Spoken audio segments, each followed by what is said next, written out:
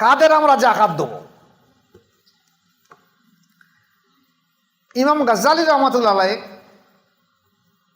কিমিয়ায়ে সাআদাতের মধ্যে জাকাতের সম্পর্কে 8টা ব্যক্তিকে জাকাতের কথা বলেছেন। তার মধ্যে একটা হলো ফকির। যে ব্যক্তি কপরদকহীন এবং কাজ কারবার করতে অক্ষম ব্যক্তিকে এই ফকির বলা হয়। যার কিছু নেই এবং কাজ করতে অক্ষম সে ব্যক্তিকে ফকির, তাকে জাকাতের টাকা দেওয়া যাবে। দ্বিতীয় হলো মিসকিন। যে ব্যক্তি নিতান্ত আবশ্যকীয় ব্যয় তাহার আয় অপেক্ষা অধিক, তার বাসগৃহ ও পোশাক পরিচ্ছদের ব্যবস্থা থাকিলেও তাকে মিসকিন বলা হবে, একে দেওয়া যাবে। 3 নম্বরকে আমেল। যে সমস্ত রাজকর্মচারী ধনবান লোকদের নিকট হইতে জাকাতের মাল উসুল করিয়া অভাবগ্রস্ত ও জাকাত প্রাপ্তির যোগ্য লোকের মধ্যে বন্টন করিয়া দিয়ে থাকে, তাদেরকে আমেল বলা হয় বা ট্যাক্স কালেক্টর বলা হয়। এদেরকেও বেতন স্বরূপ জাকাতের টাকা দেওয়া যাবে। আমাদের যখন বর্তমানে কেউ নেই, আগে তখন জাকাতের কালেকশন করা, যেমন ট্যাক্স কালেকশন করে, তখন খেলাফতের জমানায় ট্যাক্স কালেকশন করার যে ব্যক্তি ছিল সে তার থেকে তার মাইনে দেওয়া হতো। এরপরে আসে মুআল্লাফাতে কুলুব। এরা অন্য সম্প্রদায়ের নেতৃত্বস্থানীয় লোক। এখন যদি বলে অন্য সম্প্রদায়ের একটা নেতৃত্বস্থানীয় লোক আমি টাকা দেবো কেন, জাকাত টাকা তাকে দেবো কেন? যেহেতু তুমি এখানে বাস করছো, তুমি এই এলাকায় তরিকা প্রচার করছো, এই এলাকায় ধর্ম প্রচার করছো, তোমার প্রতিবেশী একজন ধনী মানুষ থাকে, ব্যবসায়ী থাকে, অন্য কওমের ব্যক্তি থাকে, প্রভাবশালী ব্যক্তি থাকে, তুমি যদি জাকাতের টাকা থেকে সে না বুঝতে পারে, জাকাতের টাকা থেকে তার একটা পোশাক যদি কিনে দাও ঈদের সময় খুশি করে, সে তো বুঝবে না। সে মনে করবে ভাই আমাকে সৌভাতৃত্ব হিসেবে একটা কাপড় দিয়েছে, খুব খুশি হবে। তাহলে তার সঙ্গে তোমার সৌভাতৃত্ব টিকে থাকবে, তোমার ধর্ম প্রচার করা সহজ হবে, তোমার তরিকা প্রচার করা সহজ হয়ে যাবে। উপস্থিত তরিকাতে সালেকিন বৃন্দ, মাদ্রাসায়ে মাসুমিয়ার ছাত্ররা, রমজান মাস আলোচনা একটু ছোট্ট করে আপনাদের সামনে বলে দিয়ে দেই, ছোট করে দিয়ে দেই। দেখো, রমজান মাস রহমতের মাস, মাগফিরাতের মাস, নাজাতের মাস। তেমনি প্রত্যেকটা মুসলিমের কিছু কর্তব্য দায়িত্ব রয়েছে এই মাস সম্পর্কে। তার মধ্যে একটা বিশেষ জিনিস হলো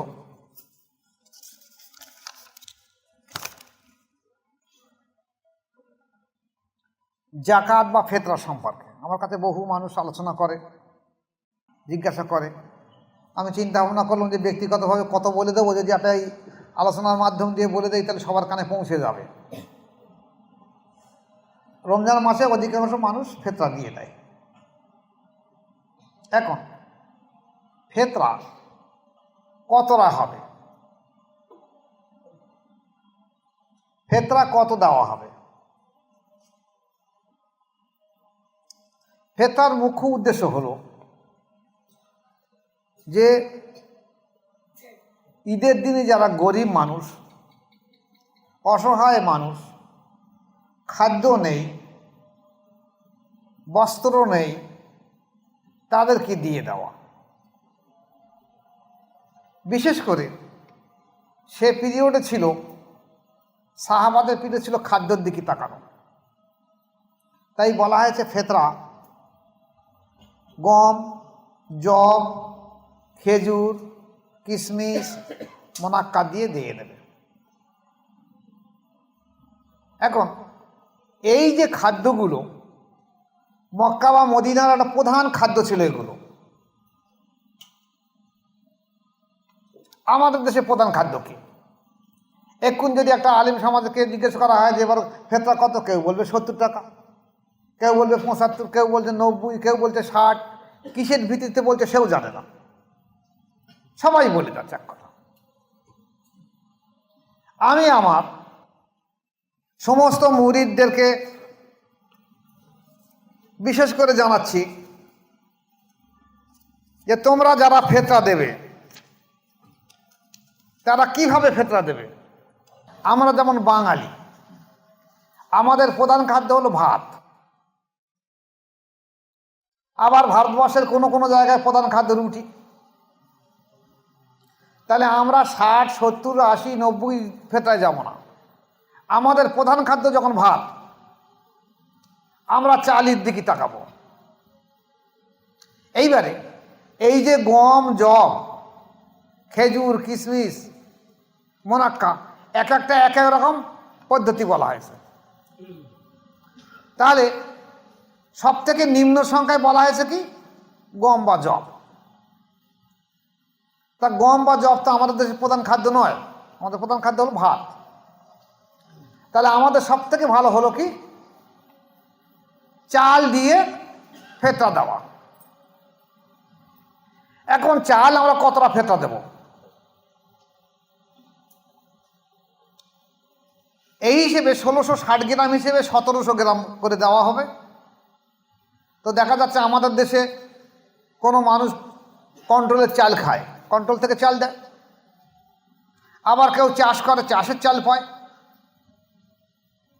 আবার কেউ মিশ্র চাল খায়, কেউ কন্ট্রোলের চাল খাচ্ছে, চাষের মোটা চাল খাচ্ছে, অনেকে মোটা চাল কিনে খাচ্ছে, আবার পাটনায়, মিনিকেট, যেমন সামর্থ্য যখন যেমন তখন তেমন তাই খাচ্ছে। তাহলে এরা কীভাবে ফেতরা দেবে?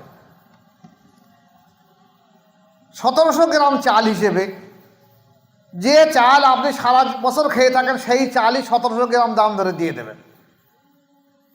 যদি মনে করেন আমি 5 মেশালি চাল খাই, তাহলে একটা মধ্যম পন্থা দিয়ে দেবেন। মিনিকেট চাল যদি 60 টাকা হয়, আর আমি যদি মোটা চাল খাই 35 টাকা, আর তার মাঝামাঝি চাল অনেক সময় খেয়ে থাকে, তাহলে একটা মধ্যম পন্থা হিসেবে দিয়ে দেবেন 1700 গ্রামের দাম ধরে। কারোর দিকে জিজ্ঞাসা করতে হবে না। ইমাম সাহেব কাছে জিজ্ঞাসা করলো, ইমাম সাহেব ফেতরা কত হবে? সে বলে দিলে 60 টাকা। কৃষির ভিত্তিতে বলে সেও জানে না গমের দিচ্ছে না জবে দিচ্ছে না কিশমিশি না মোনাক্কায় কৃষি দিচ্ছে, সেও জানে না, বলেছে 70 টাকা। কীভাবে বলছে? তাহলে অমুক ফতোয়া দিচ্ছে। আমি আমার মুরিদদের বলছি, এই ফতোয়ার দিকে তাকাবে না। আমরা যখন বাঙালি ভাত খাই, আমরা 1700 গ্রাম চালের দাম হিসেবে দিয়ে দেবো। আর যারা চাষি মানুষ চাষ করে, চাল চাষ করে, তারা 1700 গ্রাম চাল করে এক একজনের একটা ফেতা হিসেবে দাম করে দিয়ে দেবে। তাহলে তারা কত দাম জিজ্ঞেস করার দরকার লাগবে না। ফেতরা ঈদের দিনেও যদি কোনো সন্তান ভূমিষ্ঠ হয়, তারও ফেতরা দিয়ে দিতে হবে। ফ্যামিলির যতজন আছে সবাই ফেতরা দিয়ে দেবে। যে ব্যক্তি জাকাত ফরজ, তারা তো অবশ্যই ফেতরা দিয়ে দেবে। এমনকি যদি কেউ মনে করে যে আমার জাকাত ফরজ নয়, আমি সাহেবে নেশাব, আমার মালামাল আছে, কিন্তু কোনো কারণবশত এবার আমার জাকাত ফরজ হচ্ছে না, সেও ফেতরা দিয়ে দেবে। বুঝেছে ফেতরা সম্পর্কে, যে ফেতরা প্রত্যেকে দেওয়ার চেষ্টা করবে। এবার আসুন জাকাত সম্পর্কে। জাকাত হলো সাহেবে নিসাব। সাহেবে নিসাবের জাকাত দিতে হয়। আমাদের দেশে অধিকাংশ মানুষ চেষ্টা করে যে রোজার মাসে জাকাতটা দিয়ে দেওয়ার জন্য। এখন জাকাত কিভাবে দেবে? যদি আমি এই যারা জাকাত দিতে ওদের জিজ্ঞাসা করে, কেউ কিছু বলতে পারবে না। মুসলিম একটা আলিম ছাড়া, তা আলিমের সংখ্যা তো কম, হয়তো 1000 মানুষই একটা আলেম আছে, কি 10,000 মানুষই একটা আলেম আছে, সে ছাড়া সাধারণ মানুষ কিছু জানে না। আর তারাও জাকাত গোঁজামিলি চলছে। কেউ বলছে আমার 52 ভরি রূপো নিতে হলে আমি জাকাত দেবো না, কেউ বলছে আমার 7.5 ভরি সোনা নিতে আমি জাকাত দেবো না, বলে বসে গেছে। আমি আমার মুরিদদের বলে দিয়ে দিয়েছি, শুনে রেখে দেন। আমরা খানকায়ে মোজাদ্দেদিয়া পূর্ব কাঁটালিয়া দরবার শরীফ থেকে আমরা জাকাতের একটা লিস্ট তৈরি করে প্রত্যেকটা মুরিদকে দিয়ে দিয়েছি। তাতে লেখা রয়েছে, আসসালামু আলাইকুম প্রিয় বৎস, এটা রমজান মাস, এই মাসের গুরুত্ব অত্যধিক। আল্লাহ পাক কালাম পাকে বলিয়াছেন যে রমজান মাসের গুরুত্ব অন্য মাসের থেকে বেশি। এই মাসে মানুষের চারিত্রিক শুদ্ধতা দ্রুত ও ভালোভাবে যাতে হইতে পারে, সে কারণে আল্লাহ পাক শয়তানকে এই একটি মাসে লোহার শৃঙ্খলে বেঁধে রাখেন। এছাড়াও বলা হয়েছে যে রমজান মাসের সওয়াব আল্লাহ পাক নিজ হাতে দেবেন, এবং এই মাসের নফলে বাজারের সওয়াব ও 70 থেকে 700 গুণ বেশি। সে কারণে আমার সমস্ত সালেক বৃন্দের কাছে আদেশ, যদি তুমি সাহেবে নেশাবের মধ্যে গণ্য হও, তাহলে এই মাসের গুরুত্বের দিকে বিচার করে জাকাত এই মাসেই তোমাকে দেওয়া ভালো। জাকাত ফরজ কাদের হবে? বলা হয়েছে 7.5 ভরি সোনা বা 52.5 ভরি রূপো বা ওই পরিমাণ টাকা বা সোনা রূপো ব্যবসার মালামাল বা টাকা যদি সব মিলিয়ে যদি 52.5 ভরি রূপোর সমান বরাবর হয়ে থাকে, অর্থাৎ 52.5 ভরি রূপোর মূল্য বর্তমানে কত হবে? আনুমানিক 35 থেকে 40,000 টাকা হবে। যদি আপনার সোনা রূপো ব্যবসার মালামাল নগদ টাকা ব্যাংকে রাখা টাকা থেকে যদি আপনার দেনা বাদে 52.5 ভরি পরিমাণ রূপোর পরিমাণ টাকা অর্থাৎ প্রায় 40,000-এর মতন টাকা যদি বেশি থাকে আপনার, তাহলে আপনাকে কিন্তু জাকাত দিতে হবে। যদি না থাকে আপনাকে দিতে হবে না।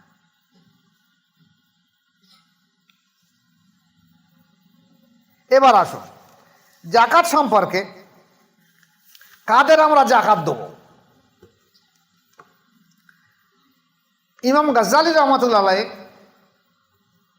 কিমিয়ায়ে সাআদাতের মধ্যে জাকাতের সম্পর্কে 8টা ব্যক্তিকে জাকাতের কথা বলেছেন। তার মধ্যে একটা হলো ফকির। যে ব্যক্তি কপরদকহীন এবং কাজ কারবার করতে অক্ষম ব্যক্তিকে এই ফকির বলা হয়। যার কিছু নেই এবং কাজ করতে অক্ষম সে ব্যক্তিকে ফকির, তাকে জাকাতের টাকা দেওয়া যাবে। দ্বিতীয় হলো মিসকিন। যে ব্যক্তি নিতান্ত আবশ্যকীয় ব্যয় তাহার আয় অপেক্ষা অধিক, তার বাসগৃহ ও পোশাক পরিচ্ছদের ব্যবস্থা থাকিলেও তাকে মিসকিন বলা হবে, একে দেওয়া যাবে। 3 নম্বরকে আমেল। যে সমস্ত রাজকর্মচারী ধনবান লোকদের নিকট হইতে জাকাতের মাল উসুল করিয়া অভাবগ্রস্ত ও জাকাত প্রাপ্তির যোগ্য লোকের মধ্যে বন্টন করিয়া দিয়ে থাকে, তাদেরকে আমেল বলা হয় বা ট্যাক্স কালেক্টর বলা হয়। এদেরকেও বেতন স্বরূপ জাকাতের টাকা দেওয়া যাবে। আমাদের যখন বর্তমানে কেউ নেই, আগে তখন জাকাতের কালেকশন করা, যেমন ট্যাক্স কালেকশন করে, তখন খেলাফতের জমানায় ট্যাক্স কালেকশন করার যে ব্যক্তি ছিল সে তার থেকে তার মাইনে দেওয়া হতো। এরপরে আসে মুআল্লাফাতে কুলুব। এরা অন্য সম্প্রদায়ের নেতৃত্বস্থানীয় লোক।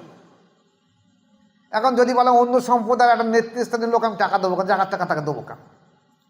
যেহেতু তুমি এখানে বাস করছো, তুমি এই এলাকায় তরিকা প্রচার করছো, এই এলাকায় ধর্ম প্রচার করছো, তোমার প্রতিবেশী একজন ধনী মানুষ থাকে, ব্যবসায়ী থাকে, অন্য কওমের ব্যক্তি থাকে, প্রভাবশালী ব্যক্তি থাকে, তুমি যদি জাকাতের টাকা থেকে সে না বুঝতে পারে, জাকাতের টাকা থেকে তার একটা পোশাক যদি কিনে দাও ঈদের সময় খুশি করে, সে তো বুঝবে না।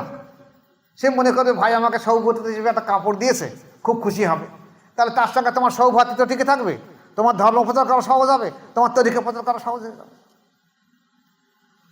এরপরে বলা হয়েছে মোকাতাব। মোকাতাব হলো যে কৃতদাস বা দাস মুক্তির কারণে মানুষের নিজেদের মূল্যের টাকা প্রদানের অঙ্গীকার সে প্রভুকে সমস্ত সম্মত করে অর্থ সংগ্রহে তৎপর হয়ে তারা জাকাতের মাল পাওয়ার হকদার ছিল। যদি কেউ দেখা যাচ্ছে কৃতদাস, দাস ক্রয় করা কেনা ছিল, সে মুক্তি হতে পারবে না বলে জাকাতের টাকাটা তার দাস মুক্তি করে দেওয়া ছিল। তাহলে এখন তার দাস নেই, এখন ওটা নেই। আর ওটাও নেই যে রাজকর্মচারী যার জাকাত কালেকশন করে, সেরকম ব্যাপার আমাদের এখানে নেই। পরের জিনিস হলো ঋণগ্রস্ত। যে ব্যক্তি এত ঋণই জড়িয়ে পড়েছে, ঋণ থেকে মুক্ত হতে পারেন না, আপনি আপনার প্রতিবেশী হিসেবে জাকাতের টাকা তাকে দিতে পারেন ঋণ থেকে মুক্ত হওয়ার জন্য। তারপরে 7 নম্বর হলো গাজী বা ধর্মযোদ্ধা। যে ব্যক্তি ইসলামের স্বার্থে লড়াই বা যুদ্ধ করেছে, জয়ী হয়ে ফিরে এসে কিন্তু তার অভাবগ্রস্ত দেখা দিচ্ছে, জাকাতের টাকা তাকে দেওয়া যাবে। 8 নম্বর বলা হয়েছে মুসাফির। যে ব্যক্তি বিদেশে গিয়েছে, গিয়ে এখন সে টাকা পয়সা হারিয়ে ফেলে, তার টাকা পয়সা কিচ্ছু নেই, বাড়ি আসার মতো সামর্থ্য নেই, আপনি তাকে আপনার জাকাতের টাকা দিতে পারবেন। এই 8টা খাতে জাকাত দেওয়ার করা আছে। এখন আমাদের দেশের জাকাত আমরা কিভাবে করি? আমাদের দেশে দেখা যাচ্ছে রমজান মাস তো ইবাদতের মাস, আমলের মাস। আমাদের দেশের প্রায় মা বোনেরা তারা হয়তো অনেক মাওলানা মৌলবী হাফেজ কারি মুফতি থেকে তারা জ্ঞানী নয়, কিন্তু রমজান মাসে প্রায় মা বোনদের একটা কাজ দেখবেন, ওরা জোহরের পর থেকে কিছু কোরআন তেলাওয়াত করবে, না হলে ইশার পরে কিছু কোরআন তেলাওয়াত করে, খুব মহব্বত রেখে কোরআন পড়ে, যদি আল্লাহ কিছু রহম করে, কিছু মাগফিরাত করে। কিন্তু আজকের যত খারিজি মাদ্রাসা আছে রমজান মাসে সব ছুটিতে দিচ্ছে, তার কার পড়াশোনা করতে হয় না। এই ছাত্রগুলো বাড়িকে তারা পড়াশোনা করবে? কেউ করবে না। তাহলে যেখানে উদ্দেশ্য ছিল রমজান মাসে ছাত্রদেরকে পড়ানো, সেটা না করে তারা ছুটিতে দিচ্ছে, তারা সব বাড়ি চলে গেছে, আর শিক্ষাগুলো বাড়ি চলে গেছে। এখন এর উদ্দেশ্যটা কি? এই খারিজি মাদ্রাসাগুলো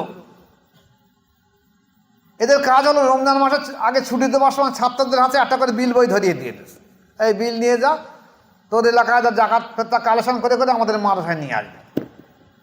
আর শিক্ষকরা কি করেছে, এই রমজান মাসে ছুটিতে না পড়িয়ে চলে যাচ্ছে জাকাত কালেকশন করতে, সারা ভারতবর্ষ জাকাত কালেকশন করতে যাচ্ছে। কি করবে টাকাগুলো? মাদ্রাসা লাগাবে। মাদ্রাসা লাগানো হিলা করে জায়েজ বলা হয়েছে, তা যেখানে সরাসরি এদেরকে দেওয়ার কথা রয়েছে, হিলা বলা হয়েছে যদি কোনো জায়গায় প্রয়োজন পড়ে, মাদ্রাসা গরিব মাদ্রাসা পেরে উঠছে না, সেখানে তোমরা দান করে দাও, তারা না হেলা করে দেবে। তাই একটা মাদ্রাসা আজ পর্যন্ত ধনী হয়েছে, ও প্রত্যেক বছর দেখা যাবে যা আয় হয়েছে তার থেকে বেশি ব্যয় দেখে দেবে, আমি এত টাকা ঋণই বেশি রয়েছে, আমাকে জাকাতের দাও। আজ পর্যন্ত কোনো মাদ্রাসা দেখা দিন থেকে আমি তো দেখিনি যে বছরের শেষে বলেছে যে আমি আমার টাকা উদ্বৃত্তি হয়েছে। মানে ভিখারির ওপরে আরো বড় ভিখারি ওরা, ওর কাছে জীবনে ঋণ শোধ হয় না। তাহলে এই গরিব মানুষের এই যে জাকাত যারা প্রাপ্য তারা যদি না পেয়ে সারা জীবন যদি তুমি হেলা করে করো, তাহলে কি করে সম্ভব হবে? আর তোমরা এই মাদ্রাসা থেকে ছাত্র তৈরি করে ছেড়ে দিয়ে দিচ্ছ, আর তারা পাড়ায় গিয়ে একজনকে বুঝিয়ে সুঝিয়ে আর একটা জায়গা নিয়ে সেখানে মাদ্রাসা করছে, সেও আবার কালেকশন করতে জাকাত আর ফেতরা কালেকশন করছে। ফলশ্রুতি দেখা যাচ্ছে এই আলেম সমাজ যাদের দায়িত্ব ছিল ইসলামকে সঠিকভাবে পরিচালিত করা, তারা না করে তারা কি করেছে? এই জাকাত ফেতরার উপরে ওরা বসে রয়েছে। দেখান কটা আলেম খেটে খাচ্ছে, কর্ম করে খাচ্ছে। আজ আমার মুর্শিদ শাহ সুফি জয়নুল আবিদিন মুজাদ্দিদ রহমাতুল্লাহ আলাইহ, উনি ঘড়ির ব্যবসা করতে বলে অনেকে ব্যঙ্গ বুদ্ধি করে বলে ঘড়ি পিঠ, ঘড়ির ব্যবসা করেছে। তা কি করবে? জাকাত ফেতরা তুলে খাবে, তোমাদের মতন ভিক ভেঙে খাবে? এই আমি আমার এলাকায় যত আলিম দেখেছি যারা খারিজি মাদ্রাসায় পড়াশোনা করেছে বা যারা মাদ্রাসা চালাচ্ছে, তারা কেউ ব্যবসা বাণিজ্য করে না, সবাই টাকা তুলে তুলে তুলে খাচ্ছে। তাহলে এই খেয়ে তোমরা দিন চালাবে কোথায় থেকে? এই ব্যক্তিগতকে যদি বলা হয় তোমরা বায়াতের কথা, ওরা অস্বীকার করবো, বায়াতের পরিজন আমি এমনি এমনি হয়ে যাবে, এই তো আমি ভালো কাজ করছি, মাদ্রাসা করছি, এত সালে লেখাপড়া শেখাচ্ছি। তা কোথায় লেখাপড়া শেখাচ্ছে? রোজার মাসে তো কিছু পড়াচ্ছে না, সব চুরিতে রয়েছে ভিক্ষে করার জন্য, নিজের হাতে ভিক্ষে করতে বেরিয়ে গেছো। একটা কেউ ব্যবসা করে না, ব্যতিক্রমে একটা দা আছে। আমার এই বয়স হয়ে গেছে 65-66 বছর বয়স, আমি এখনো ব্যবসা করি কেন? আমি তো একটা মাদ্রাসা চালাচ্ছি, একটা হ্যান্ডবিল আমার ওখান থেকে, আমি একটা মাদ্রাসা চালাচ্ছি। এই মাদ্রাসায় মাসুমিয়া নিচে দেখো, মাদ্রাসায় মাসুমিয়া। আমার মাদ্রাসায় আমি নিয়ম করেছি কি, যে 3টে শর্ত ছাড়া কোনো ব্যক্তি যেন আমার মাদ্রাসায় জাকাত ফেতরা ওসব কোরবানি দান সাদগা না দেয়। সবাই বলছে দাও, আর আমি বলছি দিও না। 3টে শর্ত দিয়েছি কি, বলা হয়েছে নিম্ন বর্ণিত শর্ত ছাড়া এই মাদ্রাসায় দান সাদগা জাকাত ফেতরা কোরবানি ওষুধের পয়সা নেওয়া হবে না। 3টে শর্ত ছাড়া। শর্তটা কি? প্রথম শর্ত তাকে আহারে বায়াত, অর্থাৎ 4টে তরিকার মধ্যে যে কোনো একটা তরিকায় তাকে বায়াত গ্রহণ করতে হবে, আর সেই মুর্শিদের মতপথ মেনে হুবহু তোমার জীবন কাটাতে হবে। তাহলে তুমি যদি টাকা দাও, জাকাতের টাকা আমরা নিতে পারি। দ্বিতীয় শর্ত, সেই ব্যক্তিকে শরিয়ত এবং সুন্নত মোতাবেক চলতে হবে। তৃতীয় শর্ত, তার সোর্স অফ ইনকাম অর্থাৎ আয়ের উৎস বৈধ হতে হবে। যদি এই অবস্থা থাকে তাহলে তার টাকা আমরা এই মাদ্রাসায় নিতে পারি। তা আজ পর্যন্ত আমার এই মাদ্রাসা প্রায় 14 সাল থেকে এই প্রায় 10 বছর এই মাদ্রাসার প্রতিষ্ঠা হয়েছে, আমার মাদ্রাসায় কেউ জাকাত ফেতরা দিতে পারে না। এই শর্তের কেউ পায়নি, আর কেউ দিতে পারেনি, আর আমিও নিতে পারিনি আজ পর্যন্ত। ফলে আমার এই মুরিদরা ভক্তরা কিছু দেয়, আর আমি যতটা আমার সামর্থ্য অনুযায়ী পারি একাত্র ছেলেকে নিয়ে আমি মানুষ করার চেষ্টা করছি। তোমরা তো ইচ্ছে করলে করতে পারতো। তোমরা এতিমের নাম করে সারা দুনিয়ায় ভিক্ষে করছো। হয়তো একটা মাদ্রাসায় একটা কি দুটো ছেলে এতিম আছে, আমার এখানে 10-20 হয়তো এতিম ছেলে রয়েছে। এইটা এই সপ্তাহে একটা দিয়ে গেছে, তার মা নেই বাপ নেই, কেউ নেই, দুটো বাচ্চাকে দিয়ে গেছে কিনা দেখবে এটাকে। তাহলে কি আমি ভিক্ষে করে যাবো তার জন্যই? তাহলে আমি যদি একটা এতিমকে পুষতে না পারি, তাহলে আমি আলেম হলুম কেন? আমি লেখাপড়া শিখেছি কেন? আল্লাহ আমার মালামাল ধন সম্পত্তি দিয়েছে কেন? আমি কি একটা আলেমকে পুষতে পারবো না? একটা এতিমকে পুষতে পারবো না? তোমরা তা না করে জনগণের কাছে হাত পাতো, তোরা টাকা দিয়ে আমি এতিম খাওয়াবো কেন? তুমি খাওয়াতে পারো না একটা এতিমকে? আজ পর্যন্ত কোনো আলেম দেখান যে সে আলেম একটা মানুষকে, একটা এতিমকে ভাত দিয়েছে? সে তো বলতেই পারতো এতিমটাকে আমি দায়িত্ব নেব, খাওয়া পড়া লেখাপড়া সব দায়িত্ব আমি নেবো। তা না, অপরের টাকা বলছে আমি মাদ্রাসায় আমি এতিম রয়েছে, তোমরা আমাকে টাকা দাও। আর সেই টাকা সেই এতিমকে কোনো জীবনেও দেবে না, জীবনেও দেবে না। ওহেলা করে মাদ্রাসায় লাগাবে, ওরা খাবে, বাড়ি গাড়ি সব করবে। লেখাপড়া শিখে যদি এই হারাম হালাল বাদ বিচার না করে থাকে, তা সে আলেম হবে কি করে? আলেম মানে জ্ঞানী। জ্ঞানী ব্যক্তি কোনো সময় অবৈধ মালামাল ভক্ষণ করতে পারে না। যেখানে রাসূল পাক সাল্লাল্লাহু আলাইহি ওয়াসাল্লামের 4 জন বিশ্বস্ত সাহাবা, আবু বকর সিদ্দিক ব্যবসা করে খেতেন, ওমর রাদিয়াল্লাহু ব্যবসা করে খেতেন, ওসমান রাদিয়াল্লাহু ব্যবসা করে খেতেন, আল্লাহ তাআলা মজুরি করে খেতেন। আর তোমরা জনগণের এই ভিক মেঙ্গে মেঙ্গে খাবার আরম্ভ করছো কেন? একটা মাদ্রাসা করে ভিক মেঙ্গে খেতে হবে? তোমাদের 10টা ছাত্র ক্ষমতা থাকে, 10টা ছেলেকে মানুষ করো, 2টো থাকে 2টো মানুষ করো। তোমরা চেয়েছো আমার মা এলাকার মধ্যে বিরাট বড় মাদ্রাসা করবো, ভিক করে সারা দেশের দুনিয়ার ভিক করে আনবো। আর এই টাকাটা সেই এলাকায় দেখা যাচ্ছে এতিম, অসহায়, কাঙাল, মিসকিন, যে সব যাদের জাকাত দেওয়ার হকদার রয়েছে তারা কিচ্ছু পাচ্ছে না, সব পাচ্ছে মাদ্রাসা। হ্যাঁ, মাদ্রাসা পাক, কিন্তু আজ পর্যন্ত কোনো মাদ্রাসা আমি দেখি না যে মাদ্রাসা স্বয়ং সম্পূর্ণ হয়ে গেছে যে আমার আর দিতে হবে না বাবা, ওর অভাব জীবনে মেটবে না।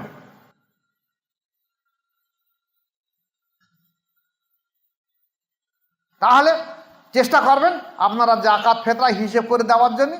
এইভাবে গেলে ওদেরকে ভিক্ষা দেবেন না, টাকা পয়সা দেবেন না। যদি সত্যিকারের প্রয়োজন হয় দেখে তদন্ত করে দেখে নেবেন।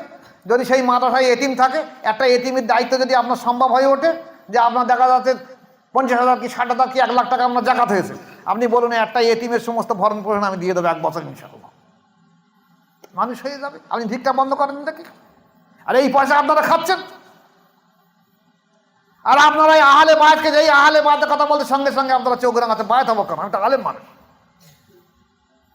যেখানে নফসের তাজকিয়া করার কথা বলা হয়েছে, রমজান সাথে বলা আছে, রমজানের উদ্দেশ্য হলো তাকওয়া পরহেজগারি করা। তা রমজানের তাকওয়া পরহেজগারি পিণ্ডিতে আপনারা চটকে রয়েছেন ভিক মেঙ্গে মেঙ্গে, আর ওইটা খাচ্ছেন। ওই জাকাত ফেতরার পয়সা আপনারা খাচ্ছেন হেলা করে। আমি হেলা না যায় হারাম বলছি না, কিন্তু সময় এবং সীমা আছে। তো সারা জীবন ধরে হিলা করে খেতে হবে, তাহলে একটা মানুষের জাকাত ফেতরা পাবে না তারা।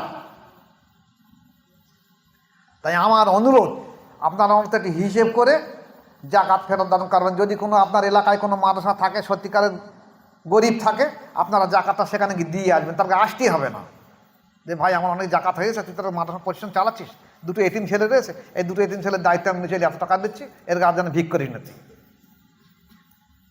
তাহলে দেখা যাচ্ছে মানুষ ভালো হয়ে যাবে। তা না হলে এই উদ্দেশ্য হলো এই জাকাত ফেতরা এইসব খাওয়ার জন্য দেখা যাচ্ছে এরা আর বায়াত গ্রহণ করতে পারতেছে না।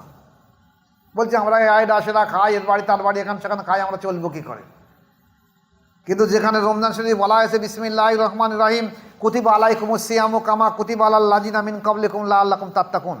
আল্লাহ পাক বলেন, রাসূল তোমাদের উপরে রমজান রোজা ফরজ করা হয়েছে, তোমাদের পূর্ববর্তী নবীদেরও ফরজ করা হয়েছিল, যারা তোমরা তাকওয়া পরহেজগারি অর্জন করতে পারো। তা তাকওয়ার পিন্ডি চটকে দিচ্ছে এই মাওলানা মৌলবীগুলো। সারা বছর ধরে ভিক মেঙ্গে মেঙ্গে করে খাবে, সারা মাস ধরে, রমজান মাসে 8টা মাস তাকওয়া পরহেজগারি করে খাবে। দেখেন না, প্রত্যেকটা মসজিদে ইফতার করে এই গ্রামে সারা মানুষের কাছে সবার কাছে ইফতার খাওয়া হতো। কেউ কিছু মনে করছে না, ভুরুক্ষেপই করছে না, বলছেও না কোনো কথা। সমাজ পরিবর্তন হবে কি করে? আল্লাহ পাক যদি মানুষের বুঝ দান করে, তাহলে একদিন মানুষ পরিবর্তন হয়ে যাবে। আমি দোয়া রাখি আল্লাহ পাক সবাইকে